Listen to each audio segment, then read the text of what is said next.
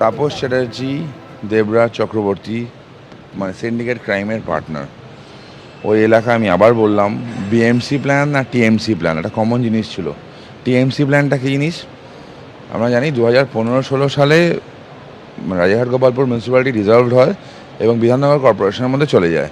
সেই কর্পোরেশন যখন ছিল, কিন্তু বছর 2-3 আগেও তাপস চ্যাটার্জির হাত থেকে সাইন করা প্ল্যানে কাজ হয়েছে। কিছু ব্যাংক ইনভলভমেন্ট আছে, এসবিআই নাম করে বলতে পারি, এসবিআই অ্যাপ্রুভ করেছে কিছু বিল্ডিংয়ের, কিন্তু সেই বিল্ডিং প্ল্যানটা আসল না, নকল বিল্ডিং প্ল্যান, তাদের ইনভলভমেন্ট আছে। এবার তাপস চ্যাটার্জি, দেবরাজ, এই সিন্ডিকেটগুলো চলতো, সাথে বিএমসির কিছু ইঞ্জিনিয়ার ছিল, তারা ইনভলভ ছিল। নাম করতে Monodip Mukherjee, he was involved, he was named in a complaint, এরকম অনেক আছে। সে সবগুলোই এই সিন্ডিকেট ক্রাইমের মধ্যে সবাই আসছে। এই যে শাটার দেওয়া যে বাড়ির যে গ্রাউন্ড ফ্লোরের যে অংশ তুমি দেখতে পাচ্ছ, এই শাটার দেওয়া অংশকে এই ডিসি গ্লোবালের ঠিকানা হিসেবে দেখানো হয়েছে। অথচ তার পাশে কি লেখা আছে?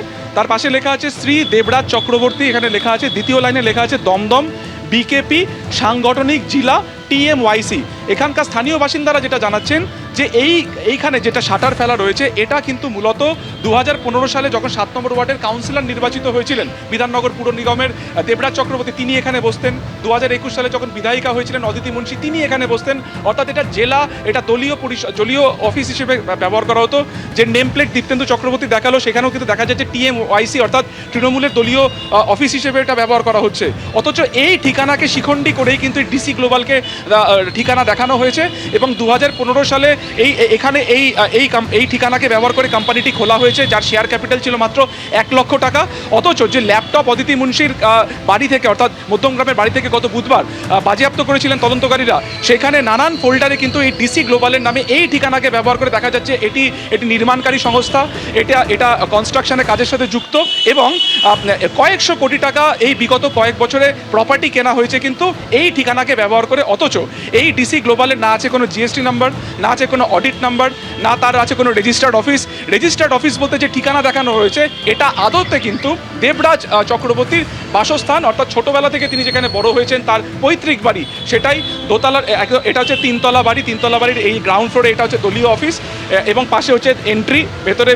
ভেতরের মধ্যে বৃদ্ধ মা রয়েছেন দেবরাজ চক্রবর্তীর, আর কেউ নেই বাড়িতে। ফলত দলীয় অফিসকে একটি মানে ডিসি গ্লোবালের অফিস হিসেবে দেখিয়ে কয়েকশো কোটি টাকার সম্পত্তি কেনা, কয়েকশো টাকার লেনদেন হয়েছিল কার্যত এক অ্যাকাউন্ট থেকে এক অ্যাকাউন্টে। তাই এই মুহূর্তে এই ডিসি গ্লোবাল রহস্যের আওতায় রয়েছে, যেটা থেকে তদন্তকারীরা তদন্ত করে আসল তথ্য বের করার চেষ্টা করছেন।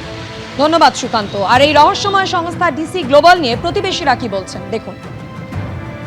কোনো অফিস ছিল না, না কোনো কিছু দেখিনি। এটা ছিল ওর বাবা যখন কাজ করতো, বাবা মোজাকের কাজ করতো, তখন এটা কাজ করার জন্য রাখতো, কন্ট্রাক্ট নিয়ে কাজ করতো। ওর বাবা না, এখানে কোনো বোর্ড কোনোদিন দেখিনি। এখানে বসতেন, ওই যে উনি কাউন্সিলর ছিলেন, বিধায়ক ছিলেন, সবাই আসতো, পাবলিক আসতো, উপকার করতো, কাজ করতো, সবাই আসতো, কাজ করতো না ও যখন বসতো তখন খুলতো। দেবরাজ বসতেন, অদিতি এখানে সই ফই করে দেবে। ভোটের আগে থাকতো, রেজাল্ট আগে থাকতেই বন্ধ হয়ে গেছে, যখন থেকে ডিক্লেয়ার হয়ে গেছে তখন তো সই চলেন না, কোম্পানি ছিল না। এবিপি আনন্দ, এগিয়ে থাকে, এগিয়ে রাখে।